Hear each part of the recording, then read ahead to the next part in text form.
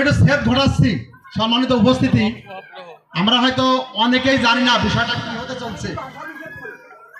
হতে চলছে। আমি একটু অল্প একটু বলি। আমাকে যদি বলা হতো যে নাটকটা ক্ষুদিরামের ফাঁসি হবে, এই বিষয়টা একটু জানা থাকা দরকার, তাহলে আমাদের আজকের এই দৃশ্যটা বুঝতে খুব একটু রাখো।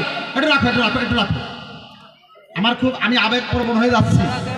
আমরা জানি যে ইংরেজ সরকার আমাদের এই দেশ 200 বছর রাজত্ব করছিল এবং আমাদের পাকিস্তানিরা যেরকম আমাদের প্রতি শোষণ করত, এই ইংরেজরাও আমাদের প্রতি শোষণ করত।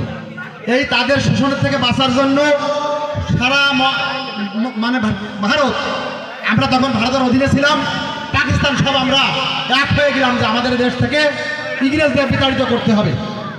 এই যে ছোট্ট শিশুটি নাম ক্ষুদিরাম, সম্ভবত 17 বছরের নিচে, ও ইচ্ছা পোষণ করছিল যে আমি এই ইংরেজদেরকে হত্যা করব, যাতে আমাদের দেশের লোকের প্রতি আর কোনো নির্যাতন না করে। সে গাছের আবডালে ঝোপঝাড়ে লুকিয়ে ইংরেজদের গাড়ি যখন যাচ্ছিল, সেই গাড়িতে বোমা মারছিল, আর ওই বোমায় অনেক ইংরেজ সৈনিক নিহত হয়।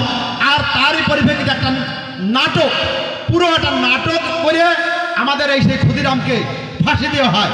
সেই ফাঁসির একটা আলোকে এখন কিন্তু এইটা আমার কাছে মনে হয় যে এইরকম একটা কথা যদি আগে বলা হতো কর্তৃপক্ষ, তাহলে আমরা যারা দর্শক ছিলাম আমাদের হয়তো অনেকেই ব্যাপারটা কি হচ্ছে, মেহেদী স্যার কি বলতে যাচ্ছে, আমরা মনে হয় কিছু বুঝি না।